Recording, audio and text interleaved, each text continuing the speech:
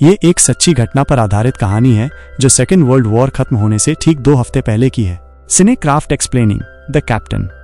कहानी शुरू होती है एक जर्मन सैनिक विली हेरोल्ड से, जो अपनी ही सेना से भाग रहा होता है। उसके पीछे कैप्टन जंकर और उसके सैनिक लगे हुए हैं जो विली को मारना चाहते हैं, लेकिन विली एक पेड़ की जड़ के नीचे छिप जाता है और इस तरह उसकी जान बच जाती है। भूखा प्यासा विली आगे बढ़ता है और रास्ते में एक और जर्मन सैनिक से मिलता है जो उसकी तरह ही सेना से बचकर छिपा हुआ है। दरअसल उस समय तक जर्मन सैनिकों को समझ आ चुका था कि ये युद्ध अब हार चुके हैं, इसीलिए बहुत सारे सैनिक सेना छोड़ चुके हैं और उन्हीं में ये दोनों भी शामिल हैं। रात को दोनों एक घर में अंडे चोरी करने जाते हैं, लेकिन घर के लोग जाग जाते हैं और उसी वक्त विली का साथी मारा जाता है। इस समय हर जगह खाने, पैसे, हर चीज की भारी कमी है। हर कोई एक दूसरे को लूट रहा है और अगर कोई लूटता है तो सजा सिर्फ मौत है। एक समय था जब जर्मनी पूरी दुनिया पर कब्जा करना चाहता था और अब हालत ये है कि जर्मन खुद एक दूसरे को मार रहे हैं। विली भूखा, ठंड से कांपता हुआ बस अपनी जान बचाने की कोशिश कर रहा है। तभी उसे एक गाड़ी दिखती है। गाड़ी में उसे एक सूटकेस मिलता है जिसमें एक जर्मन कैप्टन की वर्दी और कुछ फल होते हैं। विली फल खाता है और कैप्टन की वर्दी पहन लेता है और वर्दी पहनते ही उसे लगता है अब वो ही कैप्टन है। तभी वहां एक जर्मन सैनिक आता है जो उसे सच में कैप्टन समझ लेता है। वो पूछता है कि आपकी गाड़ी खराब हो गई, और फिर वो गाड़ी स्टार्ट भी कर देता है। विली भी उससे कागज मांगता है और कैप्टन जैसा व्यवहार करता है। अब दोनों वहां से निकलते हैं और एक बार में पहुंचते हैं। बार में लोग कैप्टन की वर्दी देखकर शांत हो जाते हैं। विली सबको हेलो कहता है पर कोई जवाब नहीं देता, क्योंकि जर्मन लोग अब सेना से नफरत करने लगे हैं। सेना ने उनके घर उजाड़ दिए, अपने परिवार छीन लिया। यहाँ विली सबसे जोश में कहता है कि अब भी कानून और व्यवस्था है, जिसकी जो नुकसान हुई है वो बताओ, हम उसकी भरपाई करेंगे।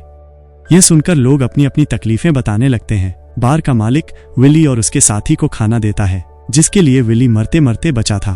फिर रात को एक चोर पकड़ा जाता है जो खाना चुरा रहा होता है और विली उसे गोली मार देता है। अगली सुबह दोनों फिर से आगे निकलते हैं और एक घर पहुंचते हैं जहां 3 जर्मन सैनिक एक परिवार को परेशान कर रहे होते हैं। विली उन्हें रोकता है और बताता है कि वो एक स्पेशल मिशन पर आया है और उसे सैनिकों की जरूरत है। वो तीनों भी उसकी टीम में शामिल हो जाते हैं।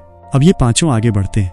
रास्ते में 2 और सैनिक मिलते हैं जिनके पास एक बड़ा हथियार होता है। वो भी विली को कैप्टन समझकर उसकी टीम में शामिल हो जाते हैं। अब गाड़ी का पेट्रोल खत्म हो जाता है तो सभी लोग गाड़ी को खींचते हैं। इसी बीच एक मिलिट्री व्हीकल आता है और सभी को बंदूक की नोक पर ले लेता है। सभी के पेपर्स चेक किए जाते हैं और अब विली घबरा जाता है क्योंकि उसके पास असली कागज नहीं है, लेकिन वो जोर से कहता है, मैं इस अपमान को सहन नहीं कर सकता, मैं एक कैप्टन हूँ।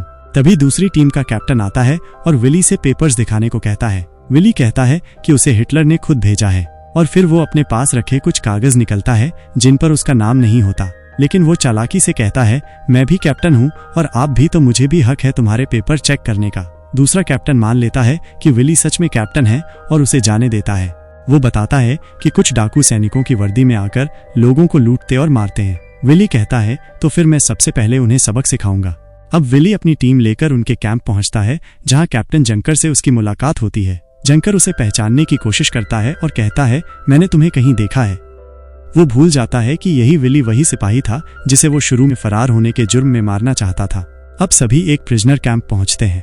यहाँ गार्ड लीडर कार्ल उनसे मिलता है और मानता है कि विली कोर्ट मार्शल करने आया है, पर जंकर उसे बताता है कि हिटलर ने खुद विली को एक स्पेशल मिशन पर भेजा है। कार्ल विली से शिकायत करता है कि ये कैदी बार बार भागते हैं, लूटते हैं, रेप करते हैं और कानून कुछ करने नहीं देता। विली कहता है, शायद मैं मदद कर सकता हूँ, लेकिन पहले मुझे कैदियों से मिलना होगा। जंकर वहां से चला जाता है और कार्ल विली और उसकी टीम को कैदियों के पास ले जाता है। यहाँ विली का साथी कैदियों को बुरी तरह मारता है और उनका सामान भी लूट लेता है। फिर विली कहता है कि इन सबको खत्म कर दिया जाए। कार्ल आदेश देता है कि एक गड्ढा खोदो जहां इन कैदियों को मारकर दफनाया जाएगा। वहां का वार्डन ये देख लेता है और विरोध करता है। वो विली से कहता है कि उसे कोई जस्टिस डिपार्टमेंट से कोई भी आदेश नहीं मिला है और न ही वो विली को जानता है। विली जवाब देता है, हिटलर ने मुझे सारे अधिकार दिए हैं। वार्डन अपने सीनियर को कॉल करता है और शिकायत करता है कि विली कैदियों को मार रहा है। सीनियर कहता है, कल मैं खुद आकर जांच करूंगा, तब तक कुछ मत करना। पर कार्ल, जो विली पर पूरा भरोसा कर चुका होता है, जस्टिस डिपार्टमेंट को कॉल करता है और उन्हें यकीन दिला देता है कि विली को हिटलर ने भेजा है। अब आधिकारिक आदेश आ जाता है कि जो विली कह रहा है वही करो। विली और कार्ल 30 कैदियों को गड्ढे में डालकर गोली मार देते हैं। शाम को दोबारा 30 और कैदी मारे जाते हैं। जब बाकी बचे कैदियों से कहा जाता है कि वे गड्ढा भरें तो वे साफ मना कर देते हैं। वार्डन अब परेशान हो चुका है। वो देखता है कि विली की पैंट उसकी साइज की नहीं है। उसे शक हो जाता है। वो फिर से अपने सीनियर को कॉल करता है और कहता है कि मुझे शहर जाना है, मेरे हाथ में कुछ नहीं है, और वो शहर चला जाता है। उधर विली एक पार्टी करता है, सब शराब पीते हैं और यहाँ पर दो लोगों की लड़ाई भी होता है। पार्टी के बाद विली देखता है कि कुछ कैदी अभी बचे हैं, उनके हाथ बांधकर उन्हें भागने को कहता है और जैसे ही वे भागते हैं उन्हें गोली मार देता है। इस दिन विली ने कुल 90 कैदियों को मार डाला।